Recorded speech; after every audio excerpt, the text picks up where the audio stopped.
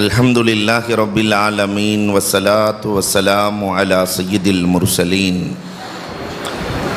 வ அலா ஆலிஹி வ அஸ்ஹாபிஹி அஜ்மஈன். قال الله تعالى في القرآن العظيم والفرقان المجيد بعد أعوذ بالله من الشيطان الرجيم بسم الله الرحمن الرحيم وما آتاكم الرسول فخذوه وما نهاكم عنه فانتهوا وقال النبي صلى الله عليه وسلم لا يؤمن أحدكم حتى يكون هواه تبعا لما جئت به أو كما قال عليه الصلاة والسلام. صدق الله مولانا العظيم وصدق رسوله النبي الكريم وَنَحْنُ عَلَى ذَلِكَ مِنَ الشَّاهِدِينَ وَالشَّاكِرِينَ وَالْحَمْدُ لِلَّهِ رَبِّ الْعَالَمِينَ. புகழ் அனைத்தும் அல்லாஹ் ஜல்ல ஷானஹு தஆலாவிற்கே உரித்தாகுக. சாந்தியும் சமாதானமும் கண்மணி ரசூலுல்லாஹி ஸல்லல்லாஹு அலைஹி வஸல்லம் அவர்களின் மீதும் அவர்களை பின்பற்றிய உத்தம சத்திய சஹாபாக்கள், தாபிஈன்கள், தபஅத் தாபிஈன்கள், சுஹதாக்கள், சாலிஹீன்கள், நாதாக்கள், நல்லவர்கள், குறிப்பாக நம் அனைவரின் மீதும் அல்லாஹுவின் சாந்தியும் சமாதானமும் என்றென்றும் நின்று நிலவட்டுமாகுக. மிக அற்புதமான முறையில் நடைபெற்று கொண்டிருக்கிற இந்த நிகழ்வினுடைய கண்ணியத்திற்குரிய தலைவர் ஹசரத் அவர்களுக்கும், எனக்கு முன்னால் அழகான உரை நிகழ்த்தி அமர்ந்திருக்கிற சொல்லின் செல்வர், சமூகத்தில் ஏற்படுகிற பிரச்சனைகளை அழகாய் தெளிவுபடுத்தி அதற்கான தீர்வுகளை எப்பொழுதுமே தனக்கே உரித்தான பாணியில் சமூகத்தை வழிநடத்தி கொண்டிருக்கிற கண்ணியத்திற்குரிய இந்த மாவட்டத்தினுடைய ஜமாஅத் உலமா சபையினுடைய தலைவர் அப்துல் அஜீஸ் ஃபாசில் பாக்கவி ஹசரத் அவர்களுக்கும், அழகாக உரை நிகழ்த்தி சென்ற நீதிபதி ஜியாவுத்தீன் சாஹிப் அவர்களுக்கும்,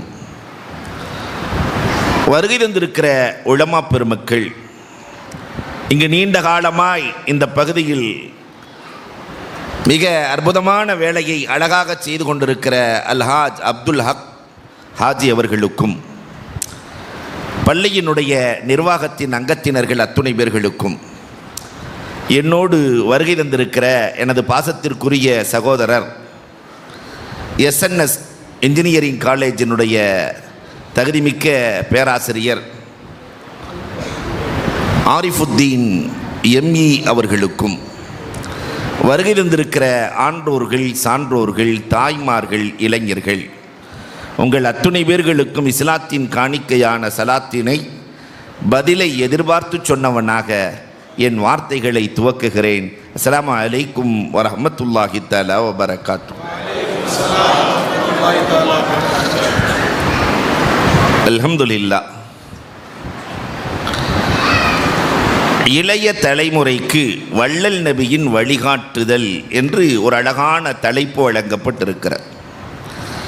உலகத்தில் வழிகாட்டுகிற தகுதி ரசூலை தவிர வேறு யாருக்கு இருக்கிறது? அந்த வழிகாட்டி யார்? அந்த வழிகாட்டி பெருமானார் யார்? ஒரு குழந்தை சிறப்பாக வளர வேண்டுமானால் ரெண்டு பேர் முக்கிய காரணிகளாக இருக்க வேண்டும். ஒன்று பெற்றோரின் வளர்ப்பு, ஆசிரியரின் பராமரிப்பு, இல்லையா? பெற்றோரின் வளர்ப்பும் ஆசிரியரின் பராமரிப்பும் சரியாக இருந்தால் அந்த குழந்தை சிறந்த குழந்தையாக ஆகிவிடும் என்பதில் சந்தேகமில்லை. இப்போ ரசூலுல்லாவுக்கு பெற்றோர் யார்? சிறு வயதிலேயே வஃபாத்தாகிவிட்டார்கள். பெருமானாரை வளர்க்கிற பொறுப்பை அலம் எஜிதிக்க யத்தீமன் ஃபஆவா, நீங்கள் அனாதையாக இருந்தீர்கள், உங்களை வளர்க்கிற பொறுப்பை நான் எடுத்துக்கொண்டேன் என்கிறான் அல்லாஹ். ஒரு குழந்தையை அல்லாஹ் வளர்த்தால் எப்படி இருக்கும்? அதனால் உலகத்திலே இப்படி ஒரு குழந்தை, 63 ஆண்டுகளில் ஒரு பொய் கூட சொல்லாத குழந்தை, ரசூலை தவிர வேறு யாரையாவது யோசிக்க முடியுமா? நம்முடைய பிரதமரை கொண்டு வந்து நிறுத்த முடியுமா? அன்புக்குரியவர்களே, எண்ணி பார்க்கிறோம், வாழ்க்கையில் 63 ஆண்டுகளில் ஒரு பொய் கூட பெருமானாரின் நாவிலிருந்து வந்ததில்லை. காரணம் அல்லாஹ்வின் வளர்ப்பு. பெருமானாருக்கு ஆசிரியர் யார்? அல்லாஹ்வே ஆசிரியர். அல்லாஹ்வுக்கு என்ன துறை தெரியும், ஆசிரியருக்கு என்ன தெரியுமோ அதை மாணவருக்கு கொடுப்பார். ஆசிரியர் கெமிஸ்ட்ரியா இருந்தால் மாணவருக்கு கெமிஸ்ட்ரியை கொடுப்பார். ஆசிரியர் பயாலஜியா இருந்தால் மாணவருக்கு பயாலஜியை கொடுப்பார். ஆசிரியர் மேத்தமேட்டிக்ஸாக இருந்தால் மாணவருக்கு கணக்கை கொடுப்பார். எந்த துறையில் ஆசிரியர் தேர்ச்சி பெற்றிருக்கிறாரோ அதை மாணவருக்கு கொடுப்பார். அப்ப அல்லாஹ்வே ஆசிரியன் என்றால் அல்லாஹ்வுக்கு என்ன தெரியாது? அல்லாஹ்வுக்கு என்ன தெரியாது? எல்லாம் ரப்புக்கு தெரியும். அத்தனையும் ரசூலுக்கு அல்லாஹ் கொடுத்தான். அல்லமக்க மாலம் தக்குன் தஅலம். அல்லாஹ்வே சொல்லுவான், எதுவெல்லாம் உங்களுக்கு தெரியாதோ அது முழுவதையும் உங்களுக்கு நான் வழங்கினேன் என்கிறான் அல்லாஹ். அதிலும் குறிப்பாக உள்ளத்தை சரி செய்கிற கலை இறைவனுக்கு மட்டும் சொந்தமானது. கணவனின் உள்ளத்தில் என்ன இருக்கிறது என்று மனைவிக்கு தெரியுமா? மனைவியின் உள்ளத்தில் என்ன இருக்கிறது என்று கணவனுக்கு தெரியுமா? தெரிஞ்சா குடும்பத்தில் சண்டை நடக்குமா? யாருக்கும் என்ன நடக்கிறது என்று தெரியாது. உள்ளத்தை அறிகிற ஆற்றல் இறைவனுக்கு சொந்தம், அல்லாஹ்வுக்கு சொந்தம். அதை ரசூலுக்கு கொடுத்தான். ஒரு ஆசிரியர், ஒரு பாட புத்தகம், 1,00,000க்கும் மேற்பட்ட மாணவர்கள், அதில் ஒருவர் கூட சோடை இல்லை. எல்லோரின் இதயத்தையும் சரி செய்த அற்புத வழிகாட்டியை அல்லாஹ் ரப்புல் ஆலமீன் நம் வழிகாட்டியாக ஆக்கி கொடுத்திருக்கிறார். இந்த வல்லல் நபி, இதயத்தை சரி செய்த வல்லல் நபி, அதை வைத்துத்தான் இன்றைக்கு இருக்கிற இதயங்களையும் சரி செய்யப்படுகிறது. இளைய தலைமுறைக்கு என்ன சொல்லிக் கொடுக்கிறார்கள் என்று ஒரு 10 செய்திகளை மட்டும் முத்து செய்திகளாய் உங்கள் மனதிலே பதிய வைத்து ஏதாவது எடுத்துட்டு போகணுமா இல்லையா வீட்டுக்கு? 9:15 முடித்து விடுவேன் என்ற உத்தரவாதத்தோடு என்னுடைய 9:30 போக வேண்டியிருக்கு. நம்ம எல்லாருமே என் வார்த்தைகளை நிறைவு செய்கிறேன். அன்பிற்குரியவர்களே, முதலில் பெருமானார் இந்த வளரும் தலைமுறைக்கு காட்டுகிற செய்தியில் முதல் செய்தி அந்நலுரே சஹீஹ். ஹஜ்ரத் அவர்கள் சொன்னார்கள் அல்லவா, பாசிட்டிவ் சிந்தனை. பெருமானார் ஸல்லல்லாஹு அலைஹி வஸல்லம் யாரையும் குறையோடு பார்த்ததே இல்லை. நல்லதை மட்டுமே பார்க்கிற, நல்லதை மட்டுமே பார்க்கிற பண்பாட்டை நம்முடைய தலைமுறைக்கு உருவாக்கி தர வேண்டும். தகப்பனை பார்த்தாலும் கெட்ட பார்வையோடு பார்க்கிறார். இன்றைக்கு இருக்கிற தலைமுறை பார்க்கிற போதே நல்ல பார்வை. திருப்பூரில் ஒரு இடத்துல பேசிட்டு இருக்கும்போது, ஹாஜியார் நல்லா இருக்கிறீங்களான்னு சொல்லி ஒருத்தர்கிட்ட பேசினேன். பின்னாடியே ஒருத்தர் வந்தார். இப்போத்தான் அவர் ஹாஜியார், 15 வருஷத்துக்கு முன்னாடி பெரிய ஷைத்தானா. அப்போ அவருடைய பார்வை எப்படி இருக்கு பார்த்தீங்களா? அவர் ஹஜ்ஜுக்கு போய் தௌபா செஞ்சு அவர் பெரிய மனுஷன் ஆயிட்டாரு. ஆனாலும் இவர் பார்க்கிற பார்வை குறை பார்வை. பெருமானார் ஸல்லல்லாஹு அலைஹி வஸல்லம் இந்த தலைமுறைக்கு காட்டுகிற பாடம், யாரையும் குறை கண்ணோடு பார்க்காதே, நிறை கண்ணோடு பாருங்கள்.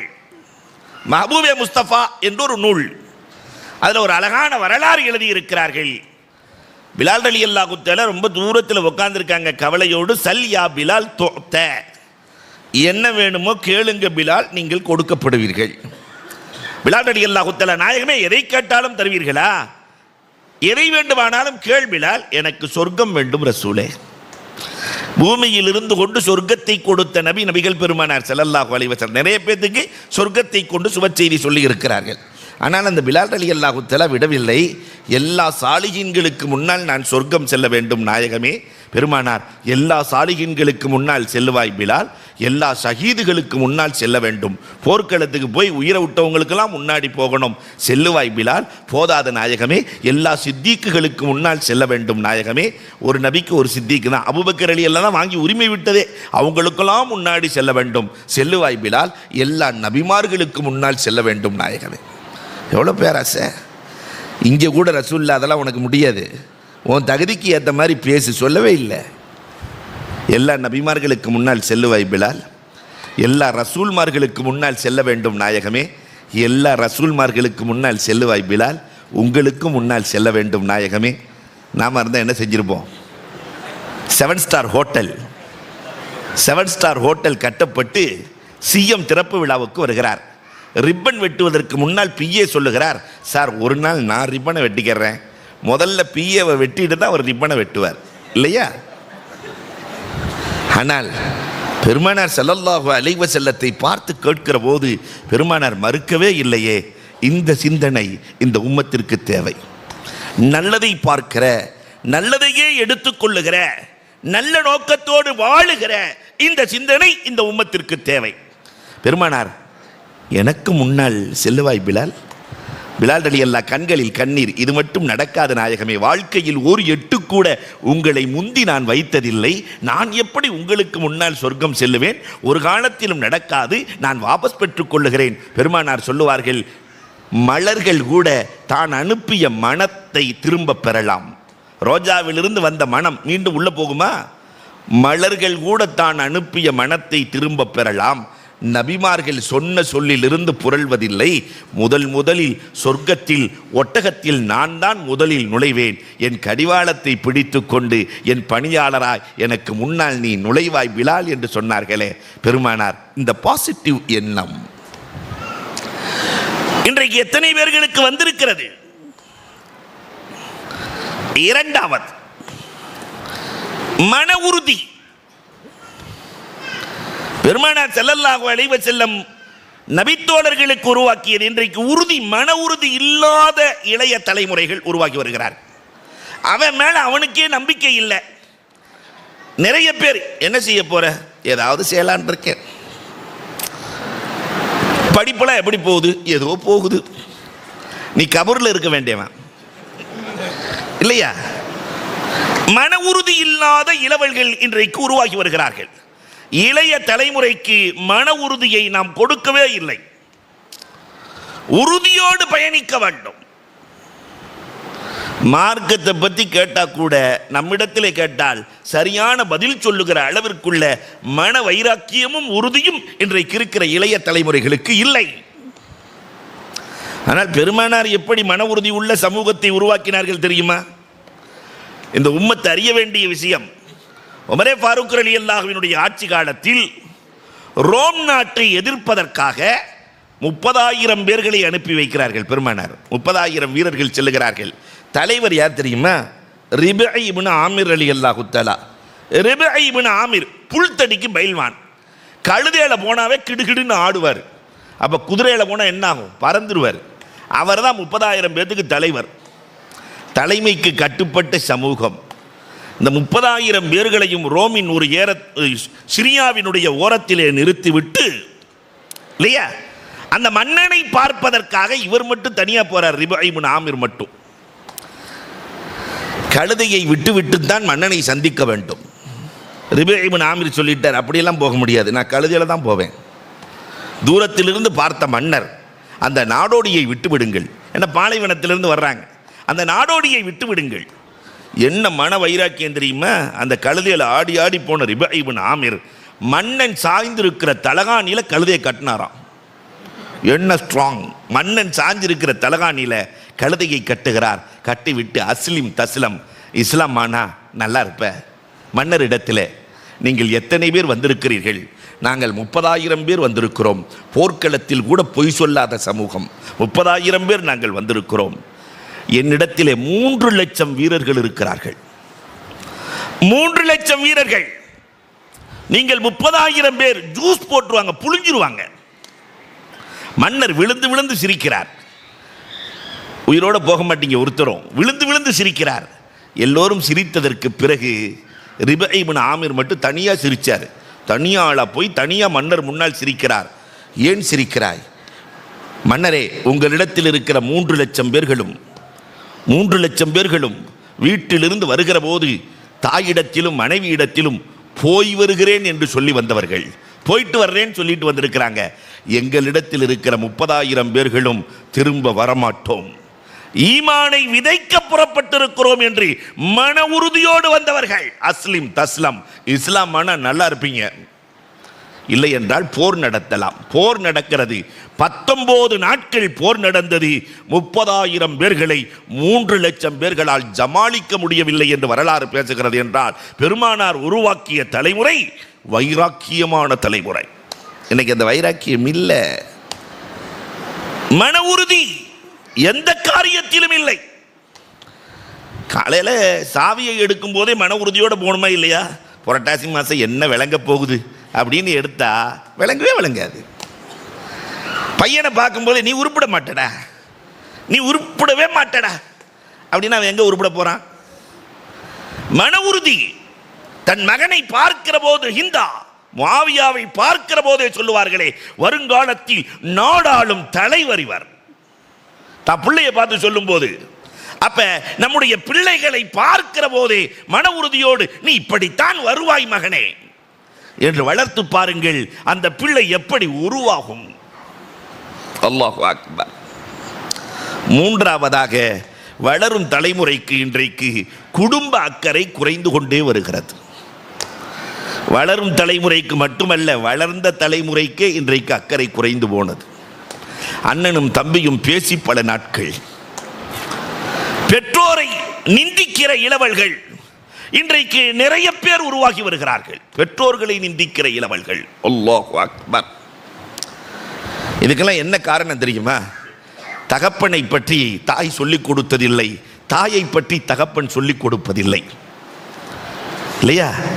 தாய் சொல்லிக் கொடுக்கணுமா இல்லையா? தகப்பனை பற்றி பிள்ளைகளுக்கு சொல்ல வேண்டும். வளரும் தலைமுறைக்கு தாய் சொல்ல வேண்டும். உன் தகப்பன் யார் தெரியுமா? 25 வயசுல இருந்து உங்க அத்தா 25 வயசு என்ன கல்யாணம் முடிச்சதிலிருந்து இதுவரைக்கும் உழைப்பது முழுக்க நமக்குத்தான். எந்த கணவனும் அப்படித்தான் உழைக்கிறான். எல்லாம் மனைவி மக்கள், மனைவி மக்கள், மனைவி மக்கள், எல்லாம் பிள்ளைகளுக்காக. சுமைகளை இறக்காத சுமை தாங்கிகள் பெற்றோர்கள்.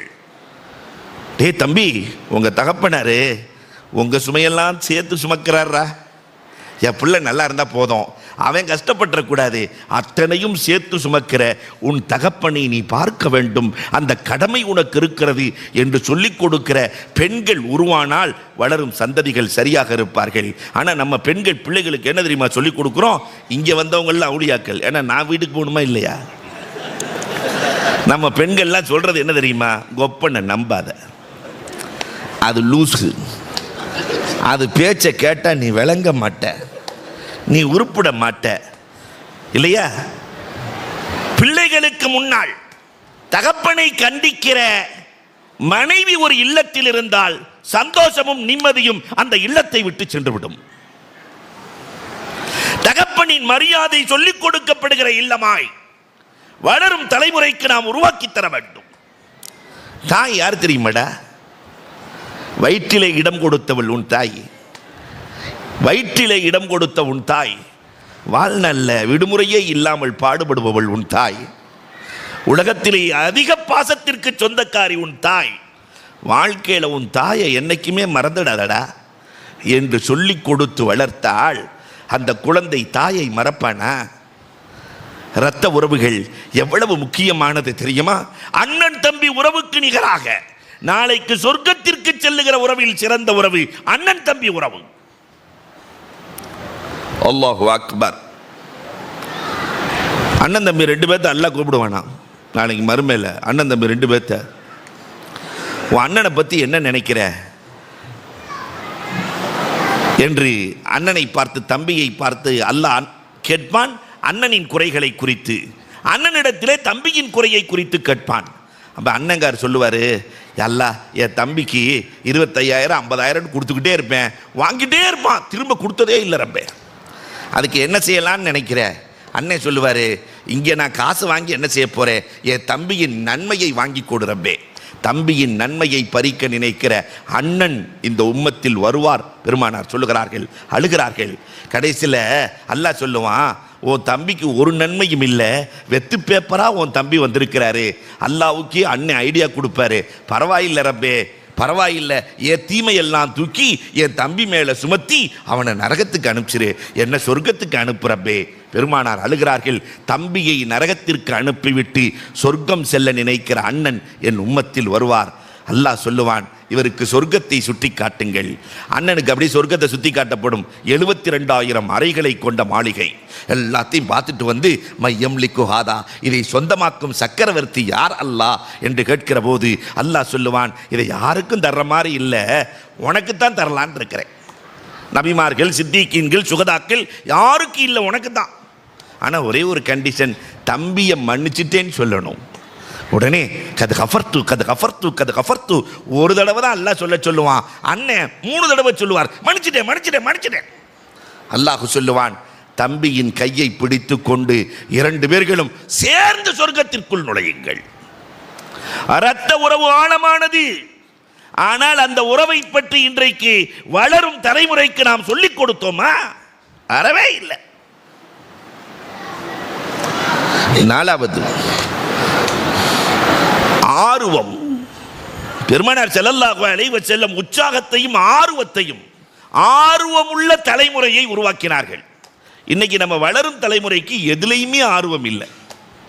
செல்போனை தவிர எதுலையும் ஆர்வம் இல்லை. எப்பயுமே வந்துட்டே இருக்கிறான். எந்திரிச்சு போடா போடா போடா 1000 முறை சொன்னால் லேசா தகப்பனார் அப்படி காது கொடுத்து அப்படி பார்க்கிறான். வளரும் தலைமுறைகள் உற்சாகத்தோடும் ஆர்வத்தோடும் இருக்கிற தலைமுறையை பெருமானார் எதிர்பார்க்கிறார்கள். ஹக்கீம் இப்னு ஹிஸாம், பெருமானார் ஸல்லல்லாஹு அலைஹி வஸல்லம் சந்தையில் யார் ஆடு வாங்கிட்டு வர்றதுங்கிறாங்க. கூடியிருந்த சபையில் வேகமாக ஆர்வத்தோடு, நான் வாங்கி வருகிறேன் நாயகமே. பெருமானார் 1 தீனாரை கொடுத்து ஆடு வாங்கிட்டு வந்துட்டாங்க. அவர் என்ன வேகம் தெரியுமா? நேராக சந்தைக்கு போனார், 1 தீனாரை கொடுத்து ஆடு வாங்கினாரு.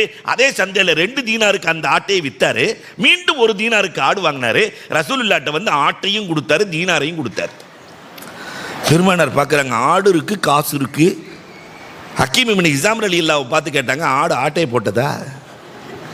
என்ன, ஆடும் இருக்கிறது காசும் இருக்கிறது, ஆடை எதுவும் ஆட்டை போட்டு வந்தீங்களா? இல்லை நாயகமே, சந்தைக்கு சென்றேன், 1 தீனாருக்கு ஆடு வாங்கினேன். அதே சந்தையில் இதே ஆட்டை 2 தீனாருக்கு விற்றேன்.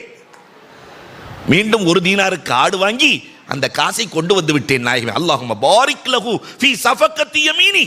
இந்த ஆர்வமும் சுறுசுறுப்பும் இருக்கிற ஹக்கீம் இப்னு ஹிஸாமின் கைகளில் இறைவாணி பரக்கத் செய்வாயாக. சுறுசுறுப்புள்ளவர்களுக்கு பரக்கத்து சேர்ந்தே இருக்கிறது இல்லையா? உலக அழகி கூட கொட்டாவி விடுகிற போது அசிங்கமாக இருக்கிறாள் என்று எழுதுகிறாள். உலக அழகி கூட கொட்டாவி விட்டு அழகவா இருப்பா? அந்த சுறுசுறுப்பும் உற்சாகமும் இன்றைக்கு வளரும் தலைமுறைக்கு நாம் கொடுக்க வேண்டிய மிக முக்கிய பாடம். 5வதாக பணிவோடு கூடிய கல்வி. எல்லோருக்கும் கல்வி தேவை. கல்வி இல்லாத ஒருவர் கூட இருக்கக்கூடாது. காரணம் என்ன தெரியுமா? பெருமானார் ஸல்லல்லாஹு அலைஹி வஸல்லம் தானத்திலேயே சிறந்த தானம் எது தெரியுமா? தோழர்களிடத்தில் கேட்கிறார்கள். நம்மள்ட்ட கேட்டால் சொல்லிடுவோம் இல்லையா, அன்னதானம் அல்லது கண் தானம் தான் தானத்தில் சிறந்த தானம். பெருமானார் சொன்னார்கள், அஃதலுல் இல்ம் அஃதலு ஸதகா அன் துஅல்லிமர் ரஜுலு ரஜுலா. அஃதலு ஸதகா, தர்மத்திலேயே சிறந்தது ஒருவர் இன்னொருவருக்கு கல்வியை தர்மமாக தர வேண்டும். ஒருத்தர் இன்னொருத்தருக்கு கல்வி தரணும். பெருமானார் ஸல்லல்லாஹு அலைஹி வஸல்லம் கொடுத்தார்கள். ஆனால் பணிவோடு கூடிய கல்வியை கொடுத்தார்கள். ஈருலக சக்கரவர்த்தி பெருமானார் ஸல்லல்லாஹு அலைஹி வஸல்லம் அவர்கள் மக்கா வெற்றி. மக்கா வெற்றிங்கிறது சாதாரண வெற்றி அல்ல. தன்னை விரட்டியவர்கள் மக்காவாசிகள் யாரெல்லாம் விரட்டினார்களோ அவர்கள் அவர்களின் சந்ததிகள் என்று சொல்லவில்லை. கியாமத் நாள் வரை நாயகமே உங்களை விரட்டியவர்கள் முஷ்ரிக்கீன்கள் கால் வைக்க முடியாதீங்க. கியாமத் நாள் வரை அந்த பெரிய வெற்றியை கொண்டாடும் முகமாக இன்னைக்கு 2020 ஜெயிச்சுட்டாவே அப்படி 2 கப்பத்துக்கு நெஞ்ச நிமித்துறான் இல்லையா? அடுத்து பிரைம் மினிஸ்டர் போய் இதில் போய் விளையாடுறான், தோத்து போயிடுறான், முடிஞ்சு கதை. இனிமேல் எந்த மைதானத்துக்கு இந்த பேரை வச்சிட மாட்டானுங்க, கபரஸ்தானை தவிர. நம்ம அன்புக்குரியவர்களே எண்ணி பார்க்கிறோம். பெருமானார் ஸல்லல்லாஹு அலைஹி வஸல்லம் அழுதவர்களாக, குனிந்தவர்களாக, பணிந்தவர்களாக பெருமானார் ஸல்லல்லாஹு அலைஹி வஸல்லம் அந்த கல்வியாளர் சென்றார். அப்ப பதவி கூட கூட பணிவு கூட வேண்டும். கல்வி கூட கூட பணிவு கூட வேண்டும். பொருளாதாரம் கூட கூட பணிவு வர வேண்டும். அழகாக கவிஞர் சொல்லுவார், மரங்கள் தலையாக இருக்கிற போது தலை நிமிர்ந்து நிற்கும். அதே கனிகளை கொடுக்கிற போது, ஆப்பிளை கொடுக்கும் போது ஆப்பிள் மேலே போகுமா? நான் சிம்லா ஆப்பிள் மேலே போகுமா? பலாப்பழத்தை கொடுக்கும்போது பலாப்பழம் மேலே போகுமா? வாழைப்பழம் மேலே போகுமா? தலைகளாக இருக்கிற போது தலை நிமிர்ந்து நிற்கிற மரங்கள் பழங்களை தருகிற போது பணிந்து விடுகிறது. பணிவுதான் கல்வியின் உருவாக்கம். அப்ப பணிவோடு கூடிய கல்வியை நம்ம பிள்ளைகளுக்கு கொடுத்தோம்னா, ஸ்கூலில் போய் பாருங்க, வாத்தியாருக்கெல்லாம் பேர் வைக்கிறான். வாத்தியாருக்கெல்லாம் பேர் வைக்கிறான். ஐயாசாமி சாருக்கு குரலே எழுதிட்டான். அகர முதல எழுத்தெல்லாம் ஐயாசாமி தலையெழுத்துன்ட்டான். அவருக்கு குரல், வாத்தியாருக்கு படாத பாடுபடுத்துறான். அல்லாஹு அக்பர். ஆறாவதாக, அன்பிற்குரியவர்களே, பிள்ளைகளுக்கு சொல்லித்தர வேண்டும், நாம் எதை இந்த உலகத்தில் கொடுக்கிறோமோ அதைத்தான் பெற முடியும். எவ்வளவு கொடுக்கிறோமோ அவ்வளவு பெற முடியும் என்பதை சொல்லிக் கொடுக்க வேண்டும். சமூக அக்கறையோடு வாழ சொல்லிக் கொடுக்க வேண்டும். அரசர் பவனி வருகிறார், எல்லாத்துக்கும் கொடுக்கிற அரசர் பிச்சைக்காரனை பார்த்து அரசர் கேட்டாராம். பிச்சைக்காரனை பார்த்து எனக்கு ஏதாவது குர்றான்றாரு. அந்த பிச்சைக்காரன் என்ன செஞ்சிருக்கிறான்? ஒரு அரிசியை தூக்கி போட்டானா. மன்னனுக்கு போடும்போது ஒரு அரிசியை தூக்கி போட்டிருக்கிறான். அந்த அரிசியை பார்த்தோன்ன மன்னர் அரிசி அளவுக்கு தங்கம் கொடுன்னு சொன்னாராம். அப்பதான் பிச்சைக்காரனு குறைச்சு, டே நம்ம இங்கேயும் பிச்சைக்கார புத்தியை காட்டிட்டோமேடா, இங்கேயும் பிச்சைக்கார புத்தியை காட்டிட்டோமேடா, அள்ளி போட்டு இருந்தால் தங்கமாய் வந்திருக்குமே. எதை சமூகத்திற்கு போடுகிறோமோ, வாழ்க்கை என்பது கண்ணிதா, வாழ்க்கை என்பது எதிரொலி. எதிரொலி நாம என்ன பேசுறோமோ அதை திரும்ப கொடுக்கும் இல்லையா? அலோன் சொன்னா அலோன் வரும், திட்டுனா அதுக்கு திட்டும். வாழ்க்கை என்பதும் இப்படித்தான். ஆனால் இதை நம்முடைய வளரும் தலைமுறைக்கு சொல்லிக் கொடுத்தோமா? அன்புக்குரியவர்களே, ஒரு நாளும் சொல்லிக் கொடுக்கவில்லை. ஏழாவதாக, நற்குணத்தை போதிக்க வேண்டும் நம் பிள்ளைகளுக்கு. இன்றைக்கு குணமொழுக்கம் இல்லாத பிள்ளைகள், மன்னிக்கும் மனோபாவம், ஒழுக்கத்திலேயே குணத்திலேயே சிறந்தது மன்னிக்கும் மனோபாவம். பெருமானார் ஸல்லல்லாஹு அலைஹி வஸல்லம் தன்னை கொல்ல வந்த எதிரியையும் மன்னித்தார்கள்.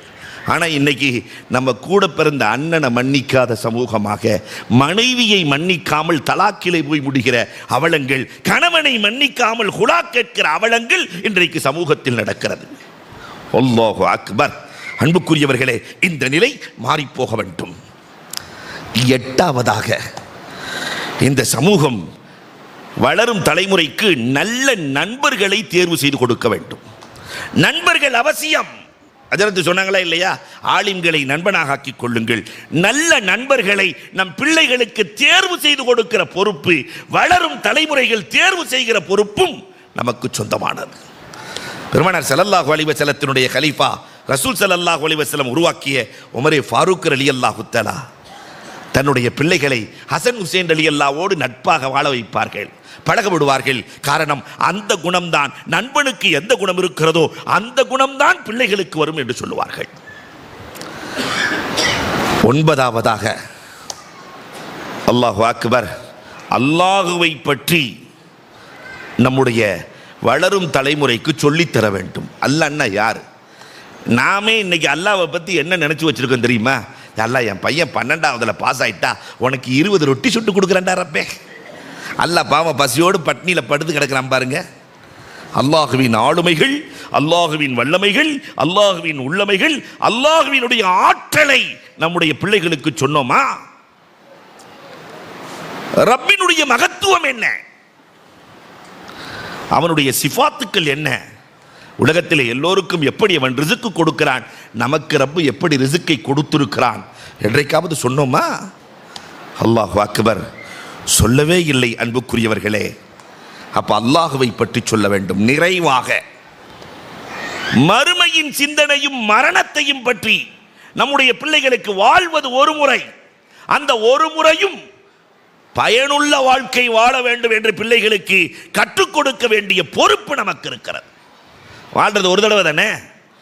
மரணத்தை உலகத்தில் ஜெயித்தவர்கள் யாராவது இருக்கிறார்களா? பிள்ளைகளுக்கு உட்கார்ந்து சொன்னமா இல்லையா? மரணத்தை என்றைக்காவது காசு பணத்தால் மரணத்தை ஜெயிக்க முடியும் என்றிருந்தால் காரூன் இறந்திருக்க கூடாது. ஆட்சி அதிகாரத்தால் மரணத்தை ஜெயிக்க முடியும் என்றிருந்தால் சுலைமான் அலைஹிஸ்ஸலாம் உலக சக்கரவர்த்தி இறந்திருக்க கூடாது. ஞானத்தால் மரணத்தை ஜெயிக்க முடியும் என்றிருந்தால் ஞானிகளின் தந்தை லுக்மான் அலைஹிஸ்ஸலாம் இறந்திருக்க கூடாது. மரணத்தை ஜெயிக்க முடியும் என்றிருந்தால் மருத்துவர்கள் இறந்திருக்க கூடாது. நீங்க கொரோனாவை பார்த்தமா இல்லையா? கொரோனாவுக்கு முன்னாடி ஹஜ்ரத் எப்படி இருக்கீங்க என்று கேட்ட சமூகம் கொரோனாவுக்கு பின்னாடி ஹஜ்ரத் இருக்கீங்களான்னு கேட்குது. ஃபோன் பண்ணி ஹஜ்ரத் இருக்கிறீங்களா? அப்ப மரணத்தை ஜெயித்தவர்கள் உலகத்தில் யாரும் இல்லை. ரஹ்மத்தால் மரணத்தை ஜெயிக்க முடியும் என்றிருந்தால் ரஹ்மத்துல்லில் ஆலமீன் கண்மணி நாயகம் இறந்திருக்க கூடாது. மரணத்தை ஜெயித்தவர்கள் யாரும் இல்லை. ஒரு நாள் மரணம் நிகழ்ந்தே தீரும், எப்பொழுதும் தெரியாது. அதற்கு இடையிலே நாம் வாழுகிற ஒரு வாழ்க்கை அது பயனுள்ள வாழ்க்கையாக.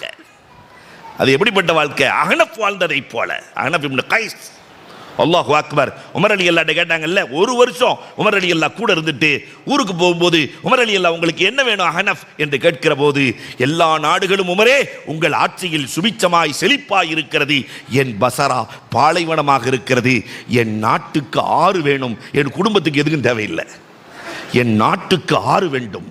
எந்திரிச்சு உமர் அலி அல்லாஹ் நெற்றியிலே முத்தமிட்டார்களே, அஹ்னஃபை போல 100 இளைஞர்கள் என்னிடத்தில் இருந்தால் முழு உலகமும் உமரின் கையில் என்று சொன்னார்களே. அல்லாஹு அக்பர்.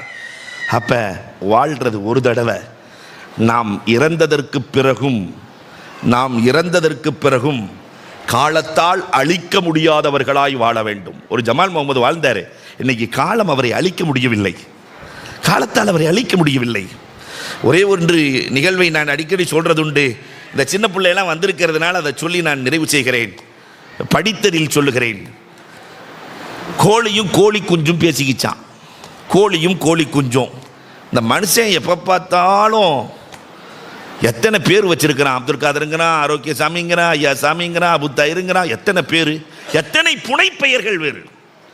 டாக்டருங்கிறான், ஐஏஎஸ்ங்கிறான், ஐபிஎஸ்ங்கிறான், ஆலிம்சாங்கிறான், ஏராளமான பெயர்கள், புனை பெயர்கள் மனுஷனுக்கு இருக்கு.